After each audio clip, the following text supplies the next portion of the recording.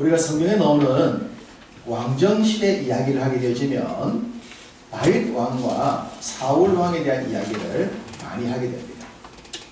아마 대부분의 성도님들은 다윗의 이야기와 사울 왕의 이야기를 하면 대부분 다윗에 대해서 손을 들어줄 것 같아요. 다윗을 통해서 은혜 받는 것이 훨씬 더 많다라고 하는 것이 일반적이겠습니다. 대부분 그렇습니다. 대부분 다윗의 이야기와 사울의 얘기 속에서 다윗의 이야기가 비중이 큰데 그 중에서 한 가지 정도만 다윗보다 사울이 더 낫다라고 평가할 수 있는 것을 굳이 뽑으라고 한다면 가족 얘기가 아닐까 싶습니다. 가정사 이야기에 있어서는 다윗은 큰 아킬레스건을 가지고 있었다라고 할 수 있겠습니다. 그 중에서 아내들에 대한 이야기는 더욱 사울에 비해서 다윗이 좀 곤란해진다라고 할 수가 있겠습니다. 우리는 잘 알고 있듯이 다윗이 가장 사랑했던 여인 그 밧세바, 솔로몬의 어머니인 그 밧세바 외에도 여러 아내가 있었다고 하는 것을 알고 있습니다. 자, 오늘 본문에서 좀 앞으로 가서 성경 한 구절 보겠습니다. 사무엘하 5장을 보겠습니다. 우리 21장은 다시 돌아와야 하기 때문에 주보를 그려놓으시고 앞으로 넘어가서 사무엘하 5장 13절을 보시면 이런 내용이 나옵니다.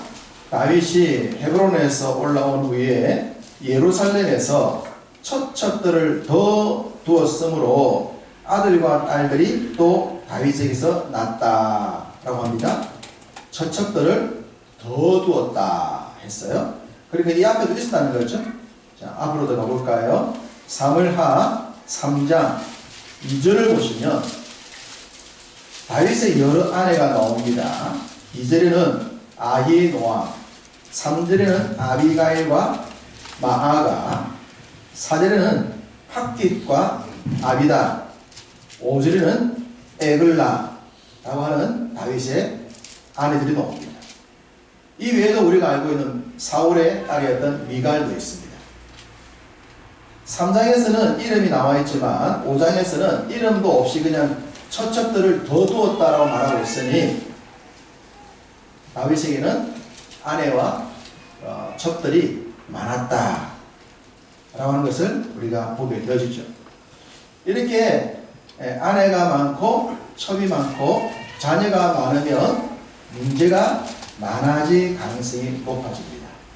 물론 자녀가 하나님의 축복이기 때문에 자녀들이 문제를 일으키는 것이 아니라 부모에게 기쁨을 줄 수도 있겠지만 이게 하나님의 도를 벗어나게 되면 자녀들이 부모에게 큰 근심거리가 되는 겁니다. 이 다윗의 가문은 자녀들은 이런 문제들을 안고 있었고 실질적으로 우리가 다윗의 얘기를 보게 되면 그 자녀와 얽힌 굉장한 불행한 얘기가 많이 나옵니다. 이것은 그 다윗과 사울의 차이에 있어서 가정사의 불행이 아닐까라고 생각합니다. 그럼 사울 왕은 어땠는가? 다윗에 비해서 사울은 어땠는가? 3장 7절을 보십시오.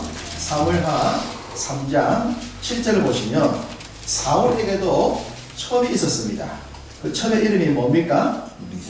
리스바라는 여인입니다. 아야의 딸이었던 리스바라고 하는 한 여인이 등장합니다. 성경에 기록되어 있는 사울 왕의 유일한 첩이 리스바입니다. 우리는 성경을 볼 때 성경에 기록되지 않은 것들도 충분히 유추를 할 수 있지만 우리는 주로 기록된 대로 해석을 하지 않습니까? 사울 왕과 관계된 첩에 대한 이야기가 더 있을 수도 있겠지만 성경에 기록된 내용으로 본다면 유일한 한 사람 리스바만 등장합니다. 이 외에는 나오지 않아요. 그러니까 이런 문제에 있어서 다윗과 사울의 차이점이 좀 있다. 가정사 문제에 들어가면 그렇게 볼 수가 있습니다. 저는 성경 보다가 이 사울의 첩의 얘기와 다윗의 아내들의 얘기를 보게 되시면 왠지 이 사울의 얘기가 훨씬 부각이 되는 것 같아요. 이 부분만은. 다른 부분은 아닌지 이 부분만은 사울이 더 부각이 된다. 읽다 보면 야, 어떻게 사울왕은 한 명밖에 두지 않았을까? 여러분 우리가 알고 있듯이 왕정 얘기를 보면 왕들의 곁에는 이런 얘기가 굉장히 많거든요. 굉장히 많아야 되는데 어떻게 사울왕은 단 한 명의 천만 두었을까라는 생각에 이 사울의 얘기가 굉장히 부각이 되어지고, 그래서 저는 개인적으로 이 부분만은 다윗보다 사울에게 좀 높은 점수를 주고 싶다라는 생각입니다. 물론 뭐 저의 생각이 뭐 중요하겠습니까만 개인적인 생각은 그렇다는 겁니다. 이 사울 왕의 첩이었던 리스바, 이 여인에 대한 생각을 좀 하다 보니 이 여인과 관계된 굉장히 또 새로운 하나의 사건이 있습니다. 바로 오늘 본문에 나온 내용입니다. 오늘 본문에 리스바가 한 번 더 나오는데 그 여인의 행동을 가지고 설교 제목을 만들었습니다. 설교 제목은 뭡니까? 긍휼 유발자. 긍휼 유발자. 긍휼을 일으킨 사람 여인인데 바로 오늘 이 여인이 리스바입니다. 긍휼을 불러일으켰던 리스바, 그 여인에 대한 얘기를 오늘 설교를 통해서 말씀을 드리려고 합니다. 자, 오늘 본문으로 들어오면 사무엘하 21장 다시 본문으로 들어오면 이 리스바의 여인을 이해하기 위해선 사무엘하 21장의 배경을 먼저 알아야 합니다. 자, 1절을 사무엘하 21장 1절을 같이 읽어보겠습니다. 다윗의 시대에 회를 거듭하여 3년 기근이 있으므로 다윗이 여호와 앞에 간구하매 여호와께서 이르시되 이는 사울과 피를 흘린 그의 집으로 말미암음이니 그가 기부온 사람을 죽였음이니라 하시니라. 자, 오늘 본문의 배경입니다. 우리가 성경을 읽다 보면 좀 이해할 수 없는 난해한 내용들이 나오는데 사실은 오늘 본문에는 그런 내용들이 몇 가지가 나온다라고 저는 개인적으로 생각합니다. 본문에 나오는 지금 3년 기근, 3년 동안 비가 오지 않았다고 하는 거예요. 자, 이 일이 왜 있었냐 그러면 과거에 사울과 그의 집안에 행했던 일로 말미암아 지금 이 시대에 재앙이 주어진 거예요. 만약에 하나님께서 재앙을 주시려면 그때 그 시대에 하시면 되는데 그때 하지 않았다가 왜 후대에 이런 재앙을 주시는가 라고 하는 것이 또 성경을 읽다 보면 좀 이해가 되게 어려운 부분이 있습니다. 왜 과거 조상 때문에 우리가 벌을 받아 라고 하는 거죠. 우리는 우리의 문제로 말미암아 하나님께 판단을 받아야 되는데 나의 문제가 아닌 과거 때문에 문제를 받는다면 뭐 재앙이 물려진다 라고 하는 말도 되지 않는 논리를 가져올 수 있기 때문에 그런 면에 조금 불편합니다만 어쨌든 기록된 내용이 그대로 봅시다. 3년 기근이 있었다. 자, 여러분 3년 동안 비가 오지 않았다 하면 어떻게 되겠습니까? 지금 우리 시대는 댐을 만들어서 물을 저장하고 있고 수백 미터 땅 밑에 들어가서 지하수를 파내기도 하고 과학된 관계시설을 잘 갖추어 놓았습니다. 그렇게 잘 갖추어 놓았지만 만약에 3년 비 안 온다 하면 우리 시대 어떻게 되겠습니까? 끝장납니다. 지금도요. 여러분 우리가 여름에 경험해봤잖아요. 여름에 한 해 정도 비 안 오니까요. 그해 온 물들이 다 마르고 난리가 나버렸어요. 댐도 소용없고 관계설도 소용없고 난리 나지 않습니까? 그게 한 해 정도 잠깐 해도 그런데요. 3년 동안 비가 오지 않는다 라고 말하면 절대 나는 겁니다. 엄청나게 많은 사람들이나 짐승들이 식물이 죽어나갈 겁니다. 자, 그런 일이 지금부터 3000년 전이에요. 지금 댐도 없고 관계 시스템도 없고 뭐 수백 미터 지하수를 파낼 수 없는 지금부터 3000년 전 3년 동안 비가 안 온 겁니다. 그러니까 다윗 때에 큰 재앙이 임한 거예요. 왕의 입장에서 비가 오지 않냐니 백성들의 원망이 얼마나 크며 삶이 힘들겠습니까? 그래서 다윗이 하나님께 기도했죠. 하나님 왜 이러시는 겁니까? 왜 비를 안 주시는 겁니까? 왜 3년 동안이나 비를 안 주세요 라고 기도를 했더니 하나님의 응답이 뭡니까? 본문을 보니까 누구 때문이다? 사울 왕과 그의 집안 사람들이 누구를 죽였다? 기브온 사람들을 죽였기 때문이다 라고 하나님이 응답을 주신 거예요. 자, 그러면 이 부분 기브온 사람들을 이해하기 위해선 성경 어디를 보아야 하냐 그러면 여호수아 9장을 보셔야 됩니다. 여호수아 9장을 보시면 여호수아가 가나안 땅 정복 전쟁을 할 때 아주 지세로 땅들을 정복해 나가죠. 그럴 때에 기브온 사람들이 위장 투항을 하지 않습니까? 떨어진 옷, 곰팡이 나는 빵을 가지고 와서 우리는 먼 나라에 있는 사람들인데 당신들을 두려워하니까 우리와 평화협정을 맺읍시다 라고 여호수아를 찾아오죠. 그때 여호수아와 지도자들이 그 빵과 떨어진 옷을 보고는 이 민족이 멀리서 왔구나 라고 생각하고 자초지종을 묻지 않냐고 평화협정을 맺잖아요. 나중에 3일 뒤에 알고 보니까 바로 옆 동네 사람인 거예요. 왜 너희들 속였어? 우리가 두려워서 살기 위해서 그랬습니다 라고 하고, 그 일로 인해서 그러면 너희들이 거짓말 했으니까 물을 빚고 나무를 패는 종으로 살아. 그렇게 들어온 사람들이 기브온 사람들입니다.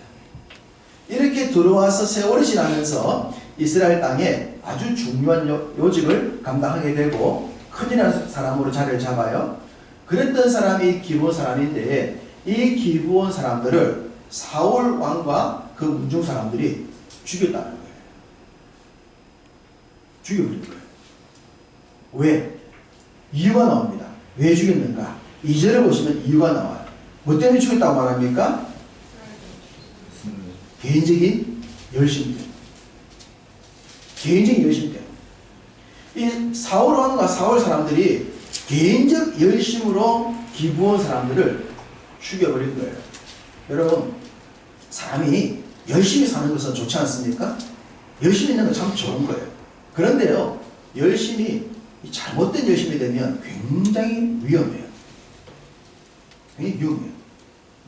그런데 열심히 없는 게 좋아요. 잘못된 열심을 가지고 사는 것보다. 사울과 그의 집안 사람들이 잘못된 열심을 가지고 죽였어요. 왜 이 기브온 사람들이 우리 공동체 들어와서 우리의 지체가 되고 우리가 누릴 것을 그들이 누리고 있냐, 이런 어떤 잘못된 해석을 가지고 그들을 죽여버린 겁니다. 그랬던 그 죽임에 대한 원한이 세월이 흘러가다가 이때에 와서 하나님께서 드러내시는 거예요. 지금 비를 주지 않으므로. 왜 비가 안 옵니까? 라고 기도했더니 사울과 그의 집안이 기브온 사람들 죽이기 때문이다, 이렇게 응답해 주신 거예요. 그래서 다윗이 이제 기브온 사람 불러야 되겠죠. 불러가지고 물어보니까 우리한테 원한이 있습니다. 무슨 원한이냐? 우리 과거에 사울 왕과 그 집안 사람들이 우리 죽여가지고 우리가 이런 원한이 있어요 라고 말하는 거예요. 그래, 그렇구나, 미안하네, 안 됐네, 그래 어떻게 하면 좋겠노? 어떻게 하면 좋겠지 라고 말하니까 이 기브온 사람이 무엇을 요구하냐 그러면 사울 왕가의, 사울의 자녀들의 7명을 주세요. 7명의 목숨을 주세요 라고 말하는 거예요. 또 이 부분도 생각하면 또 좀 마음이 불편해요. 과거에 필요한 것을 또 필요가 없는데, 이 기브온 사람들이 자신들이 피를 흘렸다 그래서 또 사울의 후손들의 피를 요구하고 있는 이 내용 자체도 좀 성경을 읽다 보면 왜 이걸 이런 식으로 전개하고 있을까라는 생각이 들긴 드는데, 어쨌든 잘못된 행위를 위한 하나님의 심판이 이렇게 나타나고 있는 겁니다. 그러니까 뿌린 대로 거둔다는 말씀처럼 그 삶의 뿌리가 얼마나 중요한가, 이걸 알려주는 거예요. 사울 왕가의 7명을 다윗이 이제 뽑아내야만 했습니다. 7명을 죽여야만 했습니다. 하나님이 아무 말씀도 안 하시니 어쩔 수가 없는 거예요. 하나님께서 그러지 마라, 다른 방법으로 하라 하면 다행인데 침묵하고 계시니까 결국 7명을 뽑아냅니다. 7명을 죽여야만 하는 거예요. 그 7명을 뽑는 내용이 7절부터 8절 사이에 나옵니다. 나오는데 생각해 보십시오. 이제 다윗이 사울의 자녀를 중에서 뽑으려고 하면 사울의 자녀 중에 요나단이 있고 자기의 정말 친했던 친형 이상의 형이었던 사랑했던 요나단이 있고, 그 요나단의 아들 누가 나와 있습니까? 무기보셋이 있잖아요. 그 무기보셋도 죽여야 하지 않겠습니까? 그런데 다윗은 이전에 요나단과의 언약이 있었기 때문에 특별히 무기보셋을 빼냅니다. 제외시킵니다. 자, 이게 다윗과 과거의 요나단과의 관계, 그것이 세월이 지나면서 그 후손들에게도 얼마나 큰 복을 주는가. 우리가 누군가의 관계를 맺을 때 어떤 관계를 맺어둬야 하는 것, 그것도 굉장히 중요한 교훈을 줘요. 어쨌든 다윗은 요나단을 뺍니다. 7명에서 빼고 난 뒤에 나머지 일곱을 뽑아요. 일곱을 뽑는데 바로 그 다음에 나오는 게 누가 나오냐 그러면 리스바의 두 아들 알모니와 무비보셋이 나와요. 여기 무비보셋은 요나단 아들 무비보셋이 아닙니다. 동명이인입니다. 리스바 바로 사울 왕의 유일한 첩이었던 그 리스바의 두 아들 알모니와 무비보셋을 포함하여 그 다음에 메랍의 자녀들이 해당됩니다. 이렇게 7명이 선택을 받아요. 죽임을 당할 사람들입니다. 여기서 또 하나 관심을 가지는 게 메랍입니다. 메랍은 사울 왕의 첫 번째 딸입니다. 두 번째 딸은 누굽니까? 미갈이죠. 메랍. 사무엘상 17장에 다윗이 골리앗을 이기고 난 뒤에 다윗의 인기가 천천만만을 뛰어넘으니까 사울 왕이 그때부터 다윗을 어떻게 좀 제어하려고 극단적으로 죽이려고 계획을 짜요. 그런 계획 중에 하나가 사위를 삼는 거죠. 사위를 삼아서 자기 곁에 두었다가 위험한 전쟁에 내보내가지고 죽게 만드는 것이 사울의 전략이었습니다. 그래서 첫 번째 누구를 다윗에게 주고자 했냐 그러면 메랍을 주고자 했어요. 이 메랍입니다. 메랍을 다윗에게 주려고 했는데 결론적으로 메랍을 주지 못하고 누구를 주게 되냐면 미갈을 주게 돼요. 왜 미갈을 주게 됩니까? 미갈이 다윗을 사랑했기 때문입니다. 메랍은 다윗을 사랑하지 않았어요. 그런 내용이 없어요. 그런데 미갈이 다윗을 사랑하고 있다는 얘기를 사울에게 듣습니다. 그래서 메랍을 다른 데 시집 보내고 미갈을 다윗의 아내로 주죠. 이 순간의 절정. 만약에 이때 메랍이 다윗을 사랑했고 다윗의 아내가 되었다면 여기에 그의 자녀들이 죽음을 당했겠습니까? 안 당했을 거예요. 참 이런 순간, 이 지나고 보면 아무것도 아닌 것 같지만 그 순간의 선택, 결정이 또 후대에 어떤 영향을 주는가라고 하는 것도 바로 이 죽음의 자리에서 메랍의 아들들이 선택되고 있다라고 하는 그 장면이, 그때 그 장면, 사무엘상 18장에 나오는 이 메랍과 미갈의 이 미묘한 하나의 선택이 그 훗날을 이렇게 많이 또 다르게 만들어가는구나 라고 하는 것을 느끼게 되어집니다. 자, 어쨌든 다시 본문으로 돌아와서 이제 7명을 선택했습니다. 리스바의 두 아들 알모니와 무비보셋 그리고 메랍의 아들들 해서 7명을 데려왔습니다. 7명을 데려왔더니 이 기본 사람들이 어떻게 했습니까? 죽여서 목을 달립니다. 목을 달아서 길거리에 매달립니다. 이 장면은 우리가 옛날 영화 보면 역적들 붙잡아서 참수형을 시켜가지고 목을 매달는 장면이랑 똑같은 거예요. 그렇게 목을 매달아둡니다. 이것도 참 비참한 내용이죠. 어떻게 또 이런 내용인가 라고 생각되어집니다.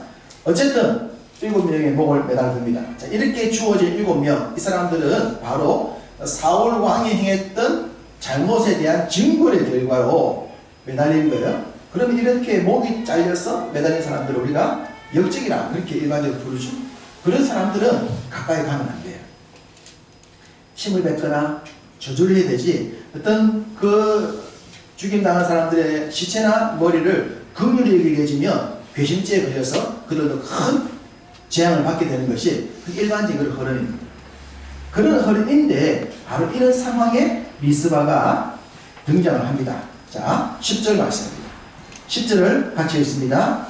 아야의 딸 리스바가 굵은 배를 가져다가 자기를 위하여 바위 위에 펴고 곡식 되기 시작할 때부터 하늘에서 비가 시체에 쏟아지기까지 그 시체에 낮에는 공중의 새가 앉지 못하게 하고 밤에는 들 짐승이 범하지 못하게 하니라.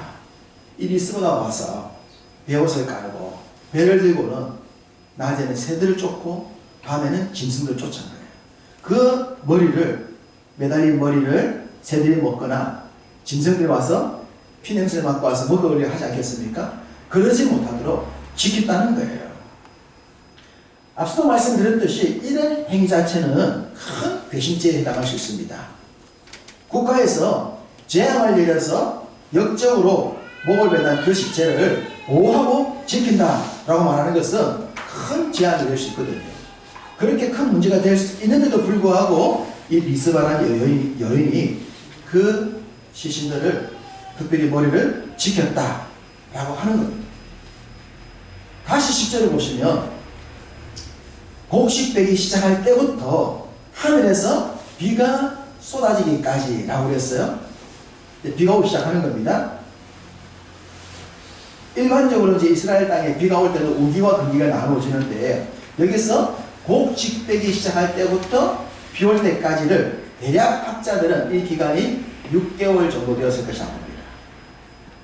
정확하지는 않지만 이 리스바가 6개월 정도 이 머리를 지켰다는 거예요.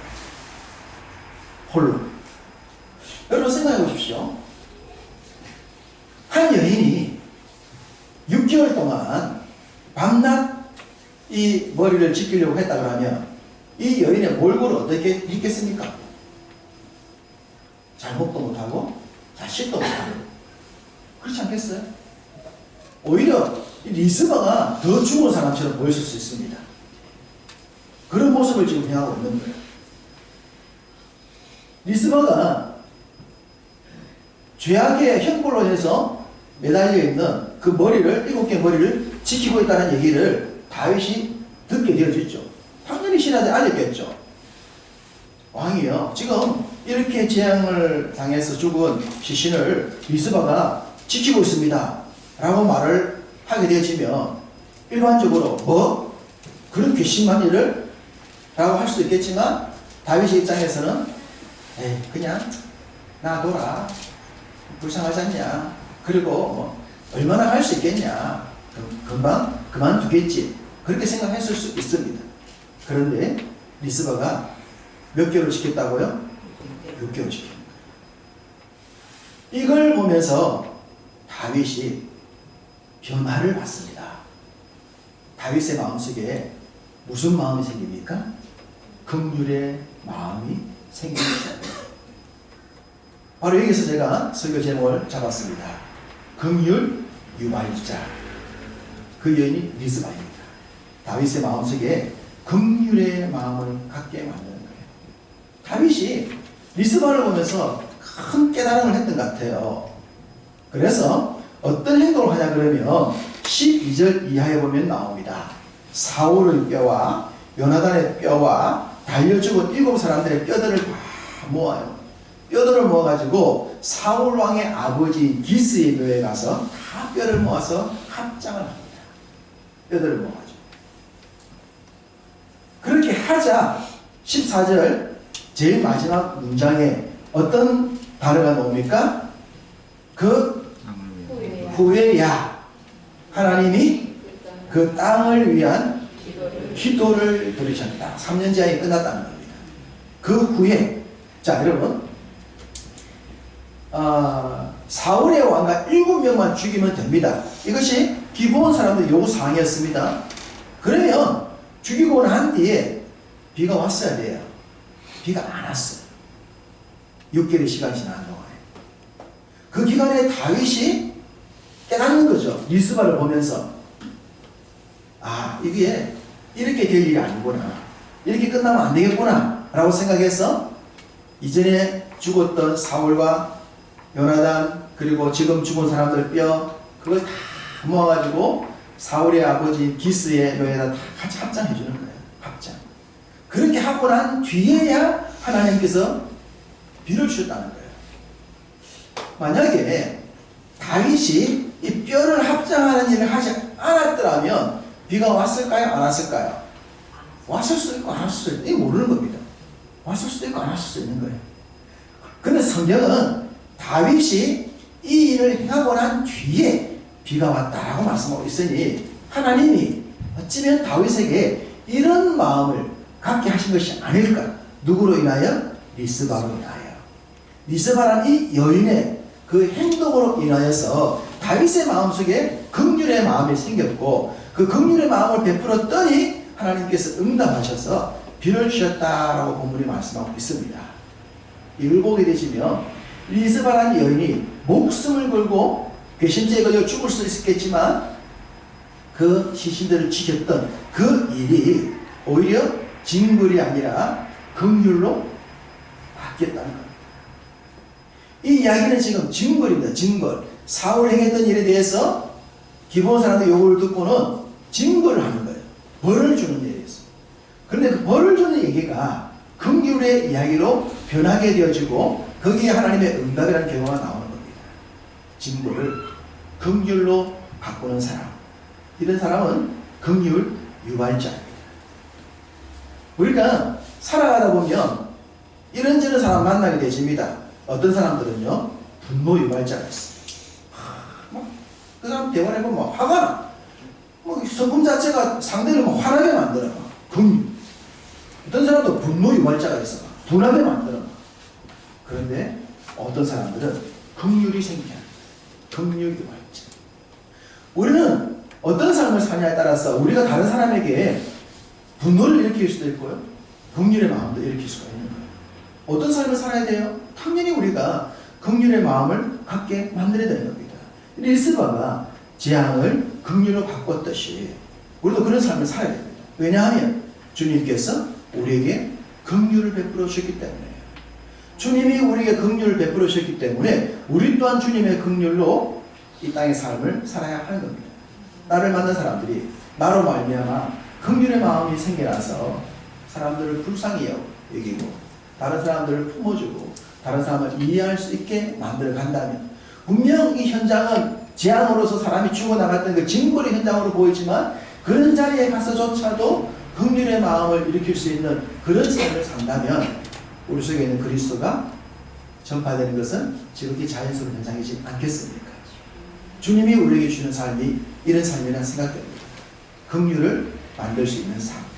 형편은 꼬라지는 아무것도 아닌 것처럼 보이지만 긍휼을 만들어서 평화를 만들어갈 수 있는, 하나님의 응답을 가져올 수 있는 이런 삶을 살아갈 수 있다면 주 앞에 인정받는 삶이 될 줄로 믿습니다.